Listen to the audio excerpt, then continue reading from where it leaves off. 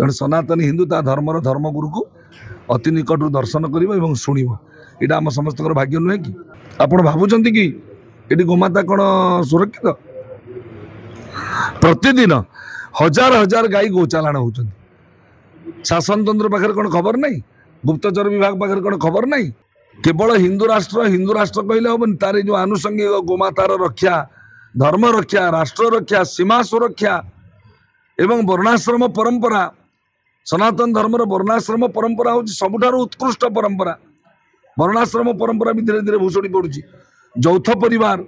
संयुक्त परिवार कथा भी जगतगुरु कहते जेपर्यंत जॉइंट फैमिली थिला से पर्यंत हिंदू धर्म एक उत्कृष्ट और सशक्त धर्म थिला पहुँचले हिंदू राष्ट्र अधिवेशन भाग नापी आपण मैंने प्रचार करूँ पूर्वाह्न जो विचार संगोष्ठी हम आपण मैंने गणमाध्यम प्रतिनिधि भाव में परिचय नुह जड़े सनातनी हिंदू भाव में उपस्थित रही जगतगुरु को प्रश्न पचारतु आज हिंदू माने संगठित नुहंती बोली कौन कौन दैनंदिन जीवन में समस्या घटुचे आपण मैंने समस्ते अवगत पूज्य जगतगुरु 3.5 वर्ष धरी भारत हिंदू राष्ट्र हेउ बोली संकल्प नहीं सारी घोषणा कर सारी आमर जय घोष कौन हम भारत भव्य बनाएंगे हम हिंदू राष्ट्र बनाएंगे आम गोवर्धन पीठर जय घोष हो आदित्य बाहिनी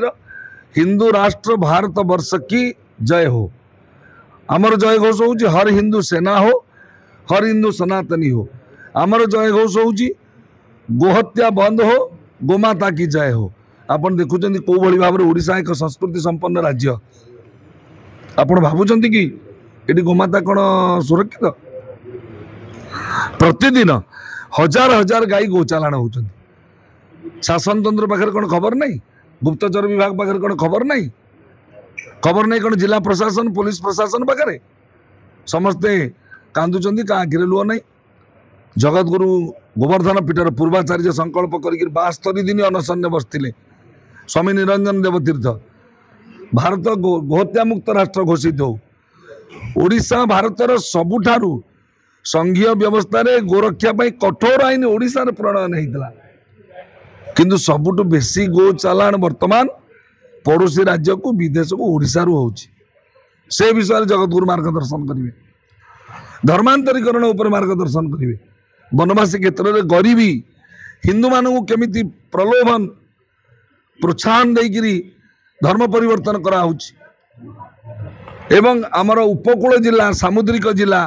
सेठी जो अनुप्रवेश होती बांग्लादेशी मान आरंभ कर रोहिंग्या पर्यंत सेठी जमी लव जिहाद नाम हिंदू कन्या माने केमिति निज जीवन को माने मृत्यु मुखर पकाउछंती तेणु धर्मांतरीकरण उपर गुरुजी कठोर मार्गदर्शन करेंगे केवल हिंदू राष्ट्र कहले हम तार जो आनुषंगिक गोमातार रक्षा धर्म रक्षा राष्ट्र रक्षा सीमा सुरक्षा एवं वर्णाश्रम परंपरा सनातन धर्मर वर्णाश्रम परंपरा हूँ सबुठार उत्कृष्ट परंपरा वर्णाश्रम परंपरा भी धीरे धीरे भूषुड़ी पड़ुची यौथ परिवार संयुक्त परिवार कथा भी जगतगुरु कहते जेपर्यंत जॉइंट फैमिली थिला से पर्यंत हिंदू धर्म एक